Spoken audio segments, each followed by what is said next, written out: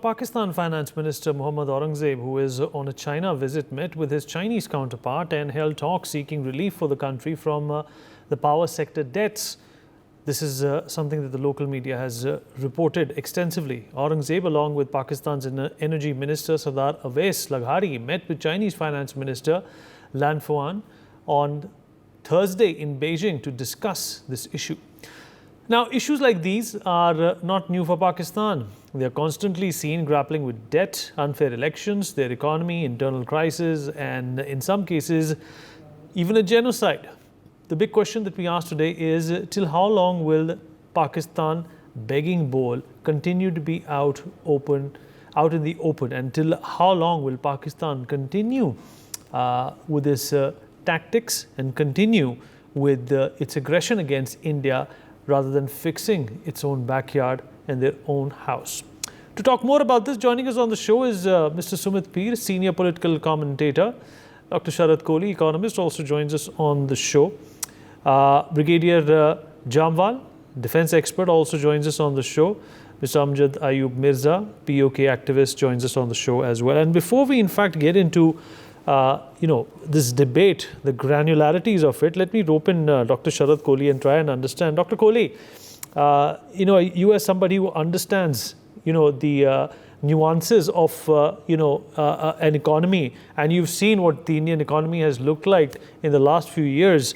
What exactly can you tell us about the Pakistani economy in layman terms? Obviously we know the debt. We know there is no economy. Their economy is, in fact, I was reading a report very recently, Dr. Kohli, is smaller than that of the state of Maharashtra that we have. But the point, in fact, is that, Pakistan is not also a failing economy. It's a failing state. Good afternoon, Vineet, and good evening, in fact, and good evening to my fellow panelists and NewsX viewers. I think, as you rightly said, it's a case of a no economy, because I don't think it even deserves comparison with Maharashtra or any state in India, even if we talk of the size of the economy. Because the economy per se, all the economic parameters, they are failed. They do not measure up to anything for that matter. More than $300 billion of debt. Pakistan economy is in doldrums, if you ask me in one word.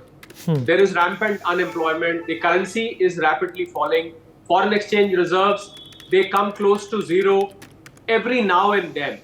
And then, either there is an IMF bailout, it has had 13 or 14 bailouts by now, or it goes begging to Saudi Arabia or China. The only advantage that Pakistan has is Dushman ka dushman dost. There is a old proverb in Hindi, because for China, strategically speaking, I think the relations with India, I think that strategy works for Pakistan. So it goes with a begging bowl, and I'm sure China is going to relent, because some part of that help will definitely be extended. I have no doubt about it, because it suits China to be strategically present. Although I would say, in lieu of that, it is again going to ask Pakistan to pledge some of its assets, as has happened in many instances before. And although Pakistan may not have disclosed, but a lot of its strategic assets, they lie pledged with China. So I think as far as the economy is concerned, it's a non-existent economy. It's an economy which is purely surviving on the basis of supporting terrorism. The economy is purely on the basis of some of the Hukmran of Pakistan making wealth for themselves. They do not care for the country. If you look at the inflation, if you look at, as I said, look at the foreign reserve, look at employment, there is no investment coming into Pakistan. So you can imagine a country where nothing of that sort, in the name of development, it is zero. So in a country where there is zero development, why will an IMF or a World Bank, and for that matter, a Saudi Arabia or a China, come to the rescue when they know very well that this debt is not going to come back? All Pakistan is going to do is to pledge its assets, and the assets will finally be transferred to that country or be used by that country, China in this case, for having a military base, for monetization, or for any other purpose. Vineet, the China-Pakistan economic corridor, we know has been a failed project, for that matter. It has not gone forward. Chinese nationals were killed. There were attacks on Chinese contingents. There were attacks on Chinese delegations who came for supervising this particular project. The Belt and Road Initiative, the BRI, the next big thing which China intended, even that has not succeeded. So all these strategies were against India. All these strategies were in concurrence with China's policy of expansionism. So I think they have not seen the light of the day. So for that matter, I feel the trip of the finance minister of Pakistan, the so-called finance minister of Pakistan to China with a begging bowl. This is a classic case of international begging racket, I would say. You find beggars, I'm sorry to say this, we find beggars on the streets. There are poor people who are on the streets. But Dr. Kohli, I've heard that even beggars, Dr. Kohli, in a recent report, I heard even beggars are leaving for greener pastures out of Pakistan. No, beggars are leaving Pakistan for greener pastures, but Pakistan as such is a country, I would tag it as a beggar as a country. This is a classic case of an international beggar who's with a begging bowl going from one country to the other. So it's a typical case. They start exhausting their forex reserves beneath, and when they reach $1 or $2 billion, they rush to another country, sometimes to Saudi Arabia. How long can this go on is the billion-dollar question. That how long will these countries come to the rescue? How long will IMF come to the rescue when they know very well? See, whenever a lender lends money, you want your money to come back. But in this case, there is 0% chance of money coming back. So my question is that on what basis is Pakistan being given the money? Unless, of course, there is a strategic and an ulterior motive behind lending money. Sumit, how do you see the situation in Pakistan? In fact, the other flashpoint that I want to discuss in this show, Sumit Peer, is that the Americans are also ready to lend Pakistan $100 million. This was a report that came out very, very recently. Should it be of concern to us? Because the Americans are doing it so that they keep China out of Pakistan. And I'm sure the way Pakistan negotiates when it's begging, 100 million is not going to suffice. Like they say in Hindi, daad bhi gili nahi hogi usse. Vinny, thank you very much for having me on your show. This is a very interesting topic you picked today because there are a lot of connotations to it. Basically, Kohli Sahab has spoken about the economic aspect of it, so I'll not go into that. Now, there are 2 or 3 political aspects of it. You will be wondering why 2 ministers of Pakistan are going with the begging bowl to China. एक भिखारी का काफी था, 2 की क्या जरूरत पड़ गई? Why this time 2? The story starts from when Donald Liu, a couple of days back, said, quote unquote, in US to his bosses, we will ensure that the CPEC is never completed. He said it openly. We'll ensure that the CPEC is never completed. Point number 3 here. What happened is China had a lot of these old coal-powered plants which were given to Pakistan because they wanted to meet those emission norms, green norms. They dumped all the junk to Pakistan with a condition: the moment we land the plant and it gets operational, you have to start paying me money.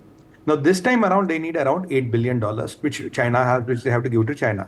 The challenge with the Pakistan is, now, if you have to get this $8 billion, where do you get the money? There is one more caveat to it. They went to IMF. IMF said, okay, I'll give you $7 to $8 billion deal. On 12th of July, they signed an in-principle agreement, kind of agreement. Okay, we are going ahead with that. But what is not known is one principal condition which IMF has put. IMF has put a condition, look, buddies, you don't have to do or put any money in power generation. Now, you will wonder, where does this condition come from? This condition exactly comes to put down the Chinese interest, because China has dumped a lot of power stations there. And now these power stations, China wants to get functional, which are functional. They want Pakistan to pay. And IMF says, if you want these additional $7-8 billion, you cannot generate even one new unit of power because Pakistan doesn't need the power. Now, you will ask me a question, who is IMF to decide that? Logical. Because when IMF did the survey, Vinny will be surprised to know there are no transmission lines. भैया power बना रहे हो, line कौन बिछाएगा पापा? Line तो है ही नहीं. So IMF realized that this is a scam, this is a Chinese scam wherein lines are put, wherein the power units are brought in, the Chinese junk is brought in, but there are no transmission lines. So even if you get the power stations up and running, if you get them on, if they're even producing the power, उस power का करोगे क्या? So IMF realized that this is a Chinese scam. Whatever money will give to them, they will give back to Chinese. Now Pakistan is a catch-22 situation. Now to zira bhi nahi hota, Vineet ji. So for $100 million, one of the journalists there was asking the White House. First he tried to cast aspersions from India. Then the next question asked, Saab, wo $100 million kab doge? That is the level of desperation. Now, if Pakistan wants IMF money, you cannot have Chinese interest started. You cannot have Chinese interest started. You cannot have those power plants started. You cannot have power plants started. China will ask you the money. But if you want that IMF money, you have to betray China. So Americans have put Pakistan in a catch-22 situation. You decide here or there. If they betray China, then all the CPEC is over, which is practically non-existent. CPEC doesn't work, BRI doesn't work, OBR doesn't work. OBR doesn't work, the BRI doesn't work. What America is trying to do, it is trying to put spanners in a lot of countries so that this complete concept of BRI fails. It's a concept wherein if a few countries walk out, Vineet, you cannot have a road जिसमें बीच में 3 countries गायब है. You cannot fly between these 3 countries. So that is what the Americans are playing the game. So Pakistan is going and pleading to China. They are trying to cut a deal with them. They are trying to beg, borrow, steal, or pledge. I don't know what. Because after Zar Zameen Zoru, they have pledged everything. I don't know what they have left to pledge. The biggest thing is what Pakistan has left to pledge. They're going to see what the Chinese can do. That is where both these Bikharis are sent there. 2 of them are sent there because agar ek halka padega, second can come in. Try to persuade Chinese on one thing. Can you delay this? Sumit, the other big question is that this country or this next door beggar has a nuclear bomb as well. How does all of that get negated, for a country like Pakistan? They obviously can use that or perhaps even misuse that to their advantage in some way or the other. There are a lot of rogue republics around the world, Sumit Peer, as we have seen in James Bond movies, who would in fact, pay cash for this kind of a bomb. And I've heard, Sumit, fleetingly, that Pakistan is trying to get rid of this nuclear bomb for some cash. Vineet, there are 2 or 3 things here. First of all, now it's between Americans and Chinese. So they will try to delay Chinese and get the IMF money, then again do the same game. Now, 3 things about your nuclear bomb question. There is a very strong source-based information that the Pakistani nuclear assets are in an American base in Saudi Arabia. Now, there was one more information which had come from sources that Asim Munir was trying to sell some nuclear technology for $3 billion. Then something happened in Dera Ghazi Khan, that nuclear facility where everything was blacked out and still the radiation is coming out. What happened? Who did it? We don't know. Somebody did it. Jisne bhi acha kiya. Then there was another rumor, if you remember, they said it was quote unquote, one of the Iranian MPs said, member parliament, he said that Raisi Saab and the foreign minister went to Pakistan. We have got the blueprint of the bomb.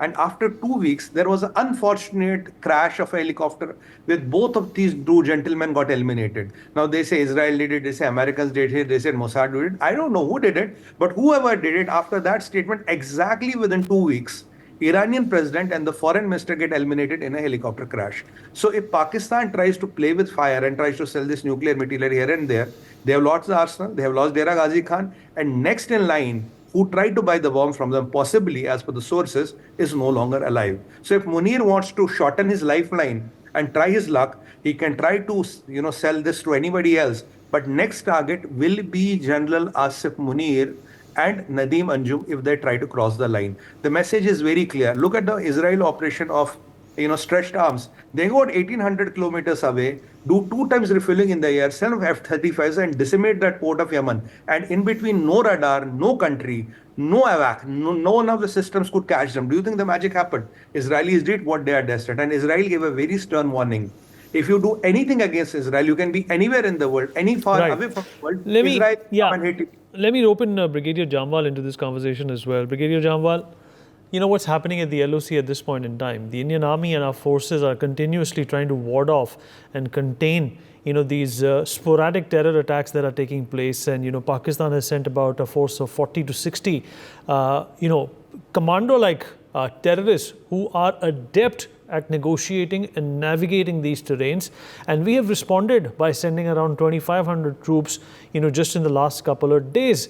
And this is for a country that is broke. It does not have the money to pay its citizens. It does not collect taxes. It's a country that is not able to afford, containing or controlling the inflation and the high prices that continue to plague Pakistan. And yet they have the will, they have, the wherewithal and to some extent the bandwidth and the strategy, to terrorize a neighbor that is doing well. What kind of a pressure do you think that the Americans need to put on Pakistan instead of giving them $100 million to see the correct picture which India can only see?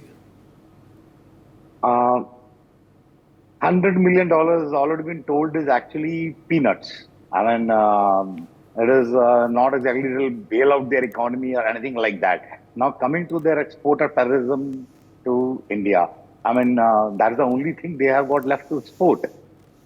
Practically nobody even buy, I mean, they don't even produce. So who will buy anything else they can make? So this is the only thing they can produce, the terrorism. And this is an effort to stay in relevance. Yeah, we still matter, we still control things, at least in this part of the subcontinent, the state. So it is just a desperate effort, and that too at the behest of, at this time, it is not their sole effort.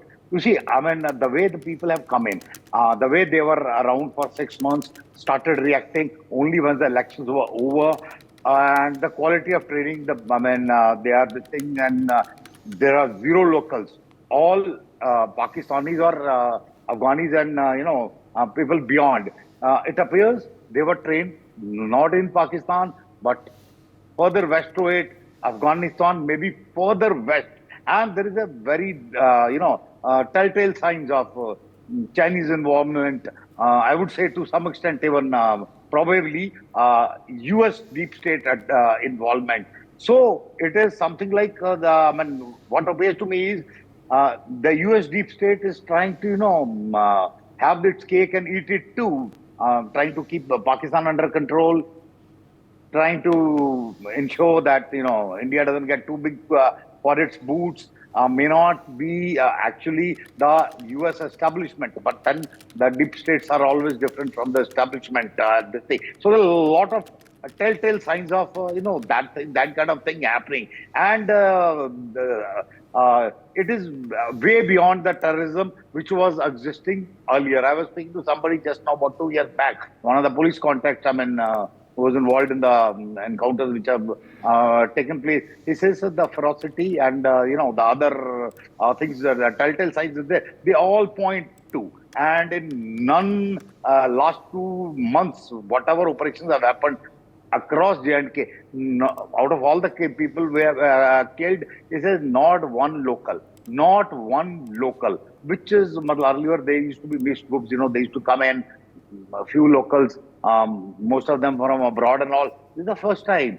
No local, this thing. And the way their demeanor, the way they behave, the way they walk, the way they carry about carry themselves about, it speaks of a little superior training, which is beyond, what the Pakistan was giving. So I have a strong suspicion. This is again a part of the overall strategy of, this thing. What I'm wondering is how could probably China and the US deep state collaborate on such an effort? Maybe there are things, going beyond what we all generally think, and anything could be happening. The thing, because a very let me also rope in great Mr. Mirza into thing. this conversation. Mr. Mirza, what do you think is going to happen to Pakistan? They haven't figured out a way to get out of this debt situation. In fact, Sri Lanka and some of the other countries have been in this situation, but they've managed to work hard. They've managed to utilize and leverage their industry, their humanity and their concern for their citizens and come out of such a perilous situation. But Pakistan, what I feel, and of course you all will also concur, what it's missing at this point in time is even the intent to reform themselves and transform the lives of their citizens.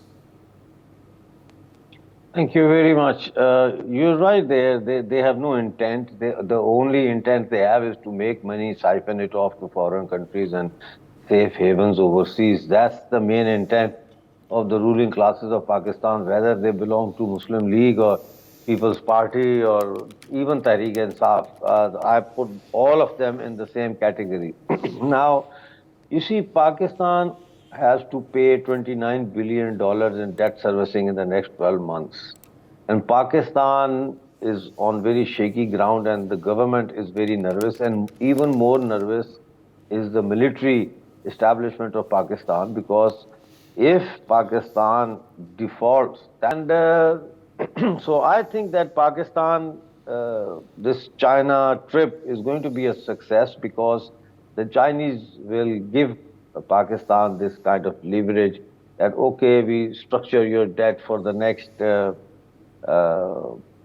7 years or 8 years. The total debt owed to Pakistan owes to China is around 400 billion rupees. And there is no way Pakistan can generate that kind of surplus through Pakistan's manufacturing sector or services sector, or even by broadening the tax net. It's impossible. And I suspect that very soon we are going to see riots and protests in Pakistan like we saw recently in Bangladesh. But the protests in Bangladesh were of a different nature. They were about, quota system and all that. Here the riots are going to be directly against Pakistan army. We have seen this in Bannu. Aaj 9 din ho gaye. There is still sit-in going on in Bannu. They killed a lot of people there. Military opened fire, straight fire. Some say about 9 people died, and some reports say that 40 people died. Tomorrow is the 28th of July. Tomorrow there is going to be a massive protest in Gwadar led by Dr. Maharang Baloch, who is the leader of Balochistan Solidarity Committee. And already more than half of the Pakistan intelligence and all of Balochistan's intelligence and administration is busy trying to block roads. Right, sir. Let me quickly, once again bring in Dr. Kohli. Dr. Kohli, if you look at the countries who owe China the most money, Laos owes about $5.3 billion to China, Zambia at 6.1, Bangladesh at 6 billion as well, Kenya at 6, Ethiopia at 7, Sri Lanka at close to 9 billion, Angola at 21 billion. And the top of that list, no prizes for guessing there, Dr. Kohli, is Pakistan with around $52 billion that they owe to China in debt. Now, how do you structure this kind of a loan, and how does Pakistan prevent itself from giving away another Hamban Tota to China?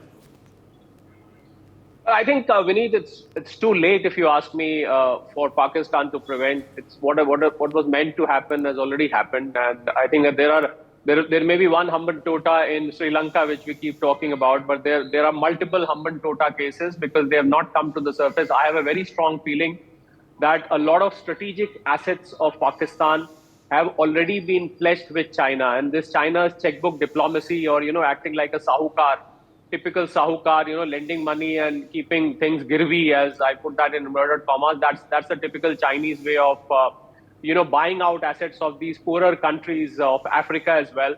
So I think this is not lending. If you ask me, Vinny, this is not lending. This is basically buying out the assets on a long-term lease. This is a new kind of, China runs its own IMF and World Bank, where this IMF and World Bank do genuine lending. China is in the business of sahukari, if I put it in straight terms, where it keeps pledging things. And then it just doesn't stop at that. It pledges and then starts using those assets also to its strategic advantage. So that's what China has been doing. I think India needs to be on the alert, Vineet, is the point I wanted to make, because this is, as you rightly said, this is a nuclear armed country, and it's being governed by the military. The puppet government is there, controlled by the military. And there is an absolute civil chaos which is likely to develop, as my preceding panelist, Mr. Mirza, was saying. There is easily a chance of a civil disobedience kind of a movement breaking out. There could be riots everywhere. People can go crazy, and the rule of gun will prevail at that time. I think that will be the time when India must keep a watch, because who's got the trigger on the nuclear button is what matters. And any crazy move by Pakistan can directly or indirectly impact India and Indian economy, for that matter, other than, of course, a security risk. So I think this closeness of China and Pakistan should not just be seen from an economic help. I think the Indian military, the Indian Army, Indian Defence Forces, and the government of India needs to be on the toes at all times All right, as to what Dr. is Kohli, happening. we've run out of time. Backyard. Quickly, Sumit wanted to say something quickly. Sumit, you have a minute. Vineet, if you look at these things, if you especially wanted to talk on Jammu terror, around 2 months back on NewsX, I have told you they have 45 people who are infiltrated. Most of them are SSG commandos, which our media is talking today. And if it's not an SSG commando, it's ex-SSG commando, or at least out of the three, the person who is leading is an SSG commando. Now you have seen M4 carbines, you have seen China Ultra set encrypted wireless sets which have a hard encrypted key, which is a proprietary Chinese encryption. You insert the key, you can send voice, you can send data, you can send video. All these networks are monitored by a central monitoring system. They can talk to each other. It's very difficult to locate them. Even today, we had an encounter breaking in the morning. We have around 4 people injured. Unfortunately, we lost a brother today. So the point here is, it is a joint venture which is happening in Jammu of China and Pakistan. Where did it start? Go back to 6 or 8 months where I told on your show, the day you discovered lithium in that area, China and Pakistan will make that as a hotbed. You're exactly seeing, because of the lithium reserves, they're making it at a hotbed. Now they are not fighting us on LOC. They're taking it to the international border. By the time India doesn't take it to Sialkot or take it to Punjab, it is not going to stop, because this time it's not jihadis, these are not terrorists. And remember, where are they shooting our people? They are shooting our people where the helmet, where there are small, those spaces between where the bulletproof jackets do not cover. Do you think at 2 mahine ki, 2 hafte ki training wala jihadi with the AK can shoot that level? They cannot. Last time when they ambushed our convoy, as per media reports, we had to fire 5,200 rounds. Then the terrorists went away. Do you think they are ordinary jihadis, they are ordinary terrorists? 5,200 rounds we had to fire from our truck to keep them away. For more such videos, subscribe to the NewsX YouTube channel, hit the bell icon.